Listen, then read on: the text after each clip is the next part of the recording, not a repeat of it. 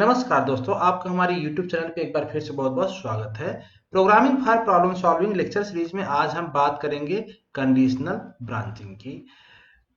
Conditional branching कौन-कौन से होते हैं सी प्रोग्राम में, वन बाय वन हम सभी को विथ एग्जांपल देखेंगे। सबसे पहले हम समझते हैं डेफिनेशन की कंडीशनल ब्रांचिंग होता क्या है।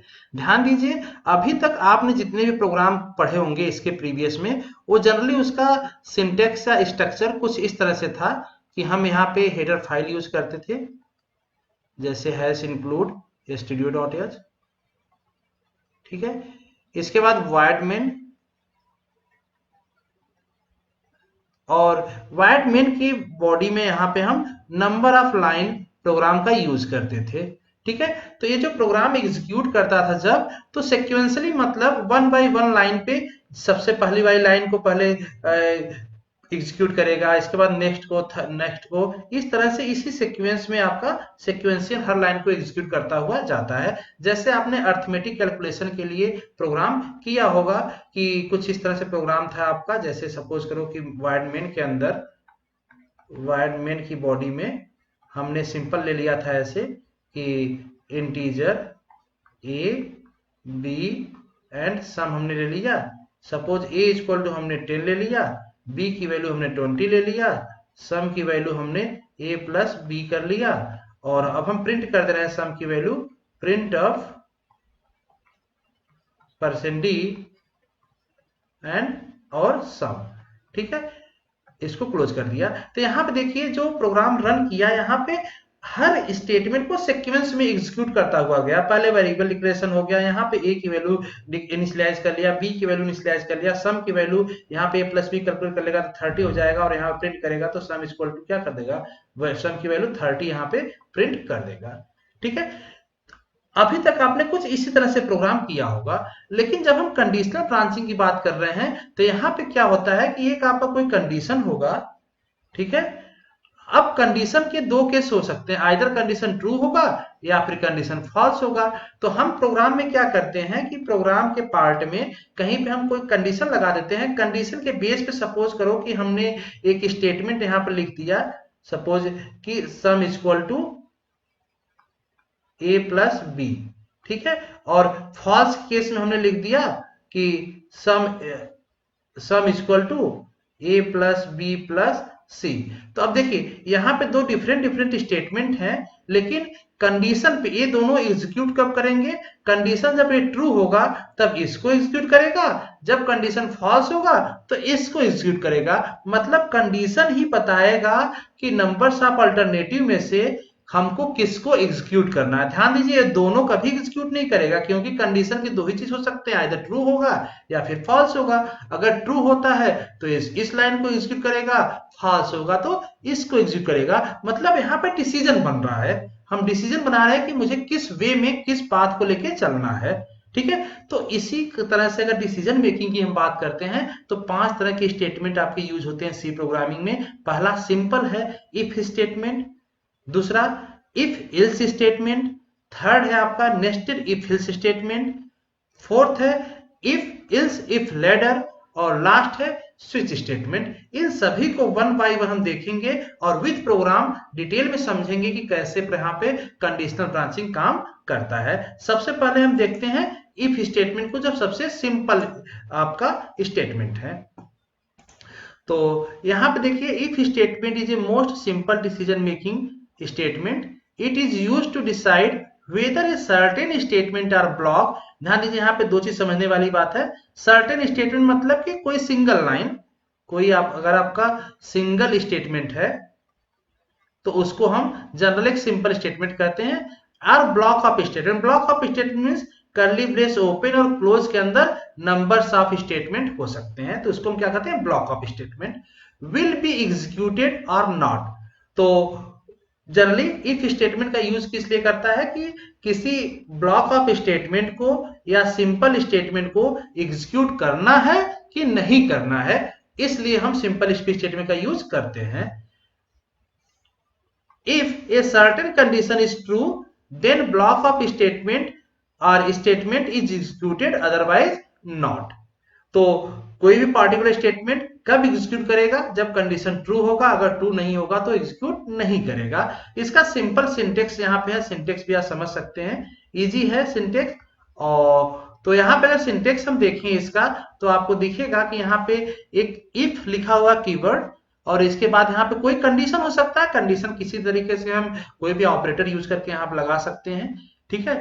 अब इस कंडीशन के बाद देखिए नीचे यहाँ पे ब्लॉक ऑफ स्टेटमेंट दिया है, कर्ली ब्रेस ओपन और क्लोज के बीच में अगर नंबर्स ऑफ स्टेटमेंट लिखा है तो उसको हम कहते हैं ब्लॉक ऑफ स्टेटमेंट। ये आपका क्या हो गया, ब्लॉक ऑफ स्टेटमेंट, ठीक है। ये ब्लॉक ऑफ स्टेटमेंट कब एग्जीक्यूट करेगा, जब एक कंडीशन ट्रू होगा। यहाँ पे जो कंडीशन दिया है, अगर ये कंडीशन ट्रू होगा तब ये ब्लॉक ऑफ स्टेटमेंट यहां से लेके यहां तक में ओपनिंग कर्ली ब्रेस से क्लोजिंग कर्ली ब्रेस एग्जीक्यूट करेगा, जब ये कंडीशन ट्रू होगा देन। अगर एक कंडीशन फॉल्स होगा, ध्यान दीजिए इस ब्लॉक ऑफ स्टेटमेंट में जाएगा ही नहीं, इसके बाहर जब कर्ली ब्रेस क्लोज जहां हो रहा है इसके बाहर कंपाइलर को पहुंचाएगा। अगर इसके बाहर कोई लाइन स्टेटमेंट प्रोग्राम में लिखा हुआ है तो उसको एग्जीक्यूट करेगा, लेकिन इस ब्लॉक पे नहीं जाएगा। तो यही इसका मीनिंग है इफ स्टेटमेंट का। फ्लो चार्ट देखेंगे कैसे फ्लो चार्ट काम करता है, मीन्स प्रोग्राम का फ्लो कैसे होता है वो समझिएगा। स्टार्ट हम करेंगे यहां से, इफ कंडीशन, कोई एक कंडीशन देंगे, कंडीशन दो ही चीज हो सकती है, आइदर ट्रू होगा या फिर फॉल्स होगा। अगर ट्रू होगा तो इफ की बॉडी को एग्जीक्यूट करेगा। इफ की बॉडी किसको हम कहते हैं, जो यहाँ पे ओपनिंग और क्लोजिंग कर्ली ब्रेस के बीच में नंबर ऑफ स्टेटमेंट दिया है, जिसको हम ब्लॉक ऑफ स्टेटमेंट कह रहे थे, वही बॉडी कर रहा है। एक चीज यहाँ पे और क्लियर कर देते हैं हम आपको, कभी कभी जैसे ओपनिंग कर्ली ब्रेस और क्लोजिंग कर्ली ब्रेस के बीच में हम नंबर ऑफ स्टेटमेंट दे सकते हैं, लेकिन अगर सपोज कि केवल सिंगल स्टेटमेंट यहां रखना है तो सिंगल स्टेटमेंट के केस में अगर ओपनिंग कर्ली ब्रेस और क्लोजिंग कर्ली ब्रेस नहीं लगाते हो तो भी आपका प्रॉपरली काम करेगा प्रोग्राम, एरर नहीं आएगा। लेकिन अगर ओपनिंग कर्ली ब्रेस और क्लोजिंग कर्ली ब्रेस लगा के चलते हो तो इसको गुड हैबिट माना जाता है प्रोग्रामिंग के पार्ट में, जिससे आपके एरर आने के चांसेस भी नहीं होंगे और एक समझ में आएगा स्पेशली कि इफ का ब्लॉक क्या है, इफ की बॉडी क्या है। तो इसी ब्लॉक को हम बॉडी के नाम से भी जानते हैं, ठीक है। समझने के लिए अगर जैसे हम इस तरह से लिखा हुआ देखिए, जैसे इफ कंडीशन, यहां पे कोई आ जाए कंडीशन, ठीक है, और यहां पे एक सिंपल स्टेटमेंट, यहां पे कोई स्टेटमेंट आ जाए, केवल स्टेटमेंट 1 है यहाँ पे, अगर इस तरह से है तो इसको भी सही माना जाता है। यहाँ पे कर्ली ब्रेस की जरूरत नहीं है ओपनिंग और क्लोजिंग, क्योंकि यहाँ पे सिंगल स्टेटमेंट है। अगर मोर देन वन स्टेटमेंट इस कंडीशन पे मुझे एग्जीक्यूट कराना होगा, देन उस टाइम आपको ब्लॉक लगाना कंपलसरी जो आता है ओपनिंग और क्लोजिंग। अगर सपोज करो स्टेटमेंट 2 भी इसी के साथ एग्जीक्यूट कराना, मतलब कंडीशन ट्रू होने के बाद स्टेटमेंट 1 स्टेटमेंट दोनों एग्जीक्यूट कराना होगा, देन ब्लॉक लगाना पड़ेगा। अगर केवल एक ही स्टेटमेंट यूज कर रहे हैं एग्जीक्यूट कराने के लिए तो वहां पे ब्लॉक की जरूरत नहीं होगी। लेकिन गुड हैबिट है कि आप ब्लॉक लगाते चले ओपनिंग और कर्ली और क्लोजिंग कर्ली ब्रेस का। तो यहां पे समझिएगा ब्लॉक डायग्राम, इफ कंडीशन, अगर इफ कंडीशन ट्रू है देन इफ की बॉडी में आएगा, इफ की बॉडी मतलब उसी ब्लॉक की बात कर रहा है। और अगर फॉल्स है तो इस ब्लॉक पे नहीं जाके next statement just below if, if की बॉडी के बाद मतलब इसके बाद जो नेक्स्ट स्टेटमेंट है वहां पे आएगा। हमने भी आपको बताया कि यहाँ पे फॉल्स होते ही इस ब्लॉक से बाहर आएगा यहाँ पे, तो वहां पे जाएगा नेक्स्ट स्टेटमेंट। और अगर कंडीशन ट्रू है तो इस वाले पार्ट को जो ब्लॉक है, इस ब्लॉक को एग्जीक्यूट करने के बाद फिर से कहां आएगा, उसके ब्लॉक के बॉडी के बाहर जो लाइन होगा वहां पे। हम एक बार फिर से आपको यहां समझाते हैं, इसको रिमूव करेंगे एक नए तरीके से ताकि कोई कंफ्यूजन ना हो आपको, अदरवाइज आप समझ नहीं पाएंगे तो फिर प्रोग्राम गलत करते हुए चले जाएंगे। फिर से समझ लीजिएगा, इसको हम एक बार रिपीट कर रहे हैं। यहां से देखिए स्टार्ट किया, इफ कंडीशन, एक कंडीशन है आपका, कंडीशन दो ही केस हो सकते हैं, आइदर ट्रू हो सकता है या फॉल्स हो सकता है। अगर फॉल्स होता है, पहले फॉल्स समझिए, अगर एक कंडीशन फॉल्स है तो डायरेक्टली इस ब्लॉक के बाहर आएगा, मतलब कंपाइलर सीधा यहां जाएगा, इस जो ओपनिंग और क्लोजिंग कर्ली ब्रेस का ब्लॉक है यहां पे जाएगा ही नहीं। अगर कंडीशन ट्रू है, कंडीशन ट्रू है तो इस ब्लॉक को, अब जिस ब्लॉक को हम यहाँ पे ब्लॉक बना रहे हैं, इस ब्लॉक को एग्जीक्यूट करेगा कब एक कंडीशन ट्रू होगा, देन ट्रू के केस में, ठीक है। अब इसके बाद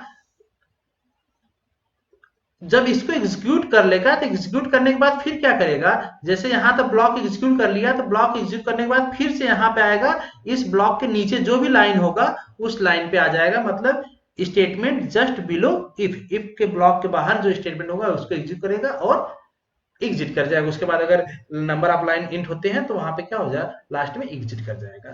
एक सिंपल प्रोग्राम समझिएगा इफ स्टेटमेंट को यहाँ पे समझने के लिए।